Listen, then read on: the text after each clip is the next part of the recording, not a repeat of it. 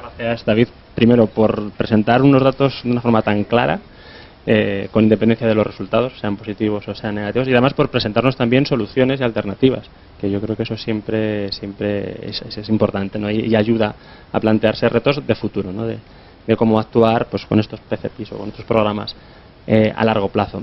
Supongo que habrá alguna pregunta en la sala, así es que si alguno quiere hacerle alguna pregunta a David, pues por favor.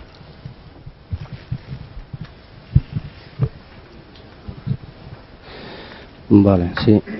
Está abierto, ¿verdad? Vale. Bueno, en primer lugar eso, gracias, porque yo creo que sí que falta una parte de evaluación, en parte lo señalabas en tu exposición, no es solo en esto, sino en general se hacen demasiados programas que no se evalúan, demasiados experimentos no controlados, ¿no?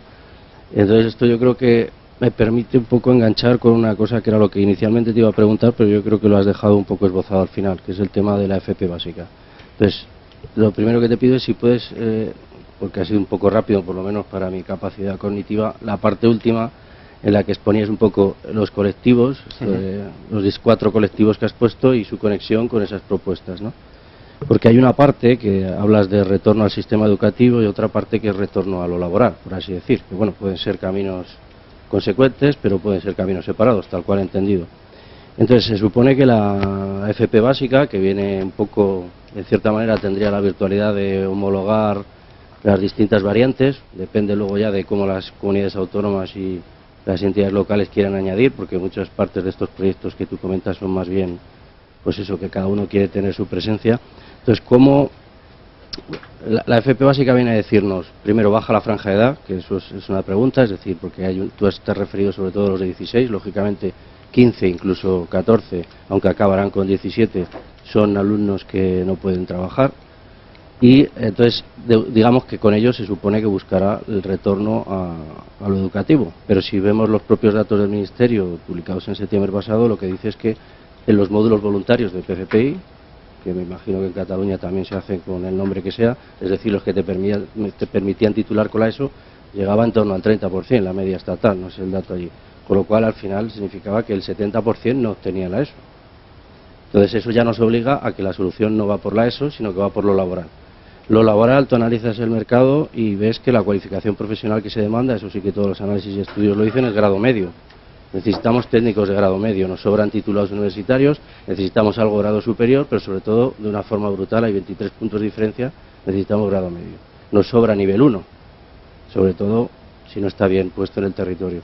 Entonces, claro, si no pueden ir y ya termino, si no pueden ir a reengancharse porque el 70% no terminan la ESO en los datos actuales, o sea, no consiguen la ESO, y los mandamos al nivel 1, que es una opción que laboralmente no está demandada, no parecería que al final quedarían un poco en una vía estancada, es decir, un poco con lo que habías comentado, no sé si puedes retomar por ahí. Pues muchas gracias por la pregunta. Lo cierto es que, claro, los PCPIs que analizamos en el trabajo eran ediciones en las que los criterios de entrada eran para colectivos de más de 16 años o más, ¿sí? Entonces, digamos que los resultados son válidos para ese colectivo.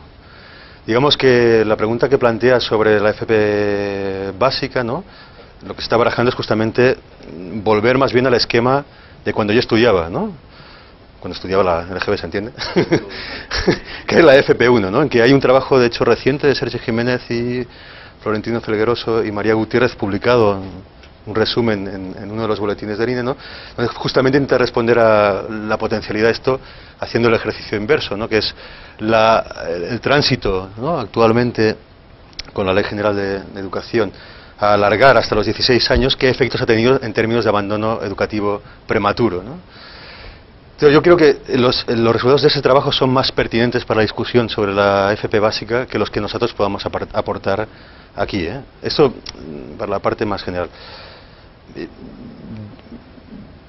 Yo creo que en ese sentido, esto es muy personal, tiene poco que ver con lo que he mostrado, ¿eh?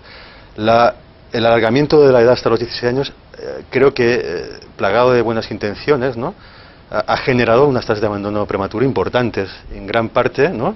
Algo está ocurriendo en esas franjas de edad que no sé si la solución es la FP básica o es otra cosa, pero que hay alguna cosa habría que hacer, más o menos lo tengo claro, ¿no? Tú planteas, ¿qué pasa cuando, vale, pones esa opción ahí, ¿no? Y la gente pues no se saca la ESO, porque hay gente que no se va a sacar la ESO, tampoco puede trabajar en ese momento.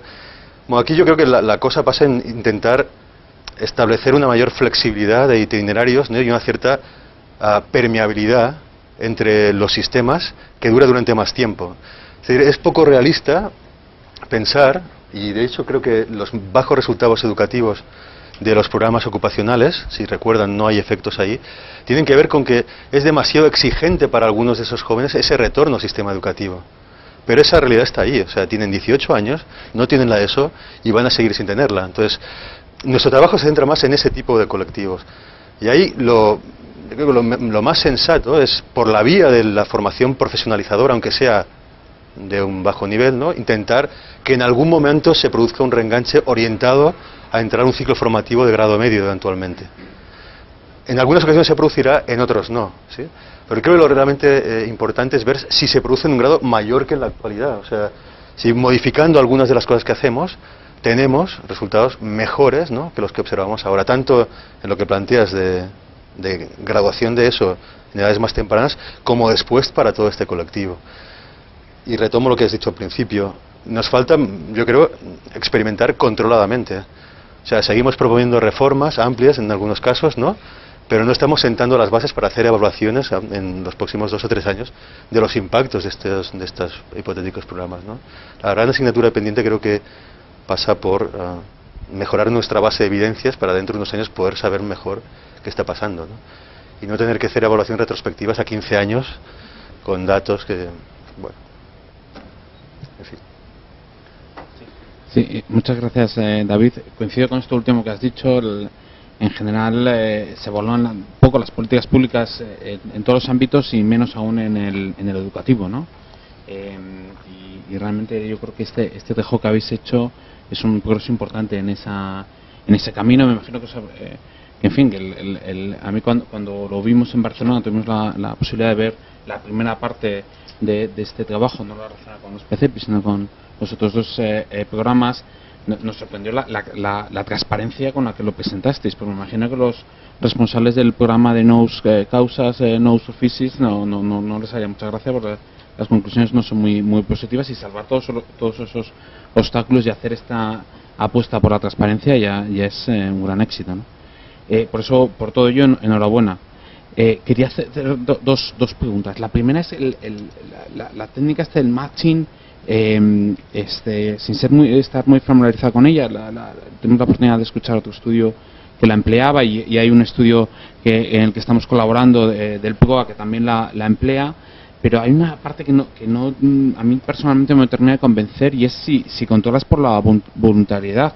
Tú mismo has dicho que los ayuntamientos tienen gran parte de discrecionalidad, que a lo mejor la motivación de la persona influye mucho. Entonces, claro, el matching no es perfecto del todo, porque quizá por las características observables el que accede al programa es muy similar al que no accede al programa, pero hay algo que no estamos observando y que sí que ha observado el ayuntamiento, que es la motivación del alumno, el interés, el hecho de que el chaval vaya al ayuntamiento, pues eso ya implica un interés que al final no sabes bien si el resultado es porque el chaval ya estaba más interesado desde el principio o el programa, ¿no? Y no sé si en ese sentido, como has dicho que es un programa competitivo, si quizá podríais hacer un estudio cuasi experimental, comprobar la evolución de los jóvenes en los ayuntamientos que por los pelos entraron dentro del programa con los jóvenes de los ayuntamientos que se quedaron fuera por poco, ¿no? Un cuasi experimento suponiendo que en esa parte es aleatorio, es decir, que un ayuntamiento entrara y otro se quedara fuera, sea aleatorio, ¿no? Y la segunda es, si puedes volver a las primeras gráficas, cuando decías que hay un 13,8% de los jóvenes cuyos padres no tienen estudios postobligatorios, ninguno de los dos tiene estudios postobligatorios, y el otro es un 3,8%, no está, un 3,6%. O sea, entiendo que esto casa con el 16,6% que decías al principio, sumándolo. Porque si no, o sea, digamos que la media no me cuadraría. Como así comienza en la gráfica anterior, había un 16,6%, creo recordar, de ninis. claro, no, o sea, entiendo que esto no está hecho sobre el total de progenitores con estudios obligatorios en el lado izquierdo y sin estudios posobligatorios, sino que está hecho sobre el total. O sea, mi pregunta básicamente es, el 16,6 se corresponde con eso porque es la suma del 3,6 y del 13,8.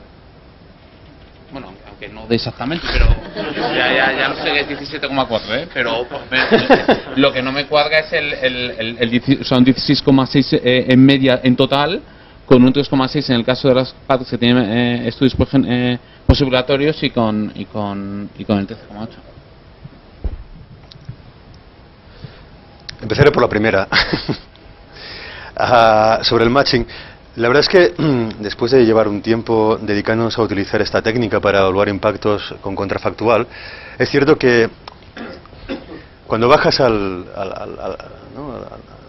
terreno y sobre todo hacemos mucho cualitativo y empiezas a rascar cómo se llevan a cabo los procesos de selección de participantes, ¿no?, te das cuenta que no es descabellado pensar que haya inobservables importantes ahí que estén jugando algún papel, ¿no? Tanto la motivación como cuestiones relacionadas con problemas sociales. Entonces, ciertamente lo que nos permitió cierta seguridad fue precisamente, lo he explicado muy brevemente, pero ahora quizá me puedo extender algo más, utilizar una técnica alternativa en el caso de Novas Casas Offices, que fue explotar la existencia de suplentes, que es justamente creo lo que tú apuntabas un poco, ¿no? La idea ahí es, tuvimos la suerte de poder acceder a información sobre gente que había pasado todos los filtros, ¿no?, y que se decidió que fueran suplentes por si salía alguna plaza vacante en el futuro, ¿no? Pues identificamos ese colectivo de suplentes. Lo que ocurrió después es que, como hay algunos jóvenes que se abandonan el programa, ¿no?, se generan vacantes y llaman a los suplentes.